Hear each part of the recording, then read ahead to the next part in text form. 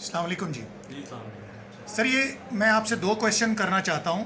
میرا پہلا سوال آپ سے یہ ہے کہ عمران خان جس طرح سے اپنی شدت پسندی کو ظاہر کرنے کے بعد ان کے کارکنوں نے جو آرمی کے بیس پر حملہ کیا، جی ایچ کیو پر حملہ کیا، جناح ہاؤس پر حملہ کیا اور لاہور کور کمانڈر کے جو گھر کو جلا دیا انہوں نے، اور اس کے بعد بھی ان کو کوئی ندامت نہیں ہو رہی ہے اور وہ پھر بھی آرمی کو رگیدے جا رہے ہیں اپنی باتوں میں، آپ اس میں کیا کہیں گے اس رویے؟ سر، جو کل عمران خان نے جو اسٹیٹمنٹ جاری کی ہے گھر پہنچنے کے بعد، وہ اس کا اعتراف جرم ہے.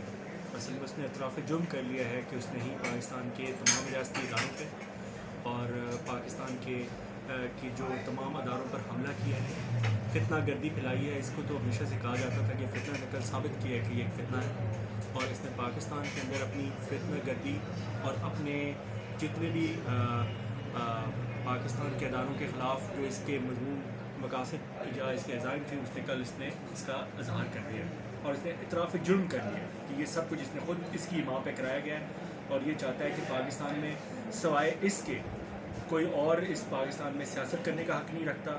پاکستان میں کسی اور کو کوئی حق حاصل نہیں ہے کہ پاکستان میں جمہوریت کا نام لے، سوائے عمران خان جو ہے وہی اس ملک میں جو اس کو فری لائسنس ہے عدلیہ کی طرف سے بھی اور پاکستان کے باقی جو لوگ جو اس کے سہولت کار ہیں ان کی طرف سے بھی. پاکستان کی سلامتی سے کھیلنے والے شخص کو اگر عدلیہ سے اسی طرح رعایت ملتی رہی تو پھر کیا صورتحال آپ دیکھ رہے ہیں آگے؟ مجھے لگتا ہے کہ پاکستان میں عمران خان کا جو لاسٹ دور تھا، اس میں عمران خان کو رکھنے کا 10 سالہ منصوبہ تھا، اور یہ 10 سالہ منصوبہ جو ہے مجھے لگتا ہے کہ یہ جو ابھی آپ ادھر کردار دیکھتے ہیں وہ اسی طرح ہی لگتا ہے. اس میں سے اگر کچھ لوگ چلے گئے ہیں تو باقی اس میں ابھی بھی لوگ ایسے موجود ہیں جو اس کو ہمارے سروں پر بائی ہک اینڈ کروک جو ہے مسلط رکھنا چاہتے ہیں.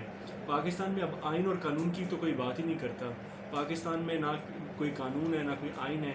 پاکستان میں پہلی باری دیکھا ہے کہ ایک ریمانڈ پر ایک بندے کو کورٹ نے ریمانڈ دیا اور اس کی ضمانت ہو جائے. یہ پاکستان میں انپریسیڈنٹڈ ہے.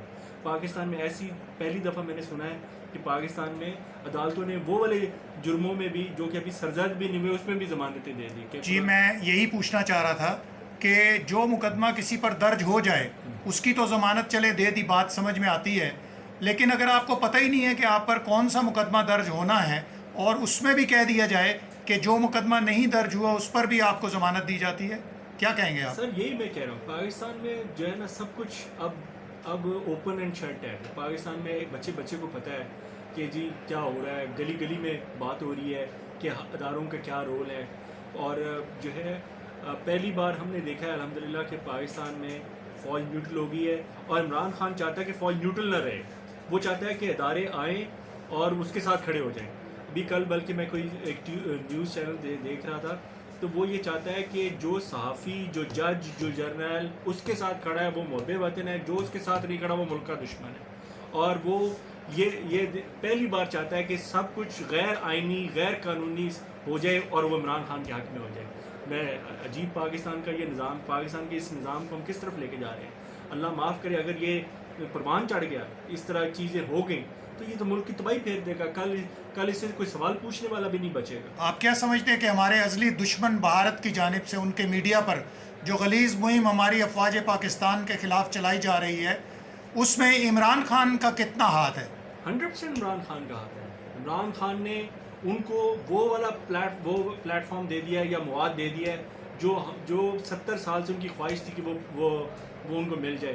وہ چاہتے تھے کہ پاکستان میں انارکی پھیل جائے. وہ مختلف صوبوں میں ٹرائی کرتے رہے جن میں ان میں کامیابی نہیں ہوئی. انہوں نے اربوں روپیہ لگا دیا، اس نے مفت کام کر کے دے دیا. یہ والا اس نے پاکستان کو جو ہے اتنے انتشاری سیاست میں ڈال دیا کہ جو پاکستان کے کبھی ازلی دشمن بھی نہیں کر سکے. تو عمران خان صاحب نے وہ کر دکھایا. جی، بہت شکریہ عاطف صاحب، بہت شکریہ. السلام علیکم.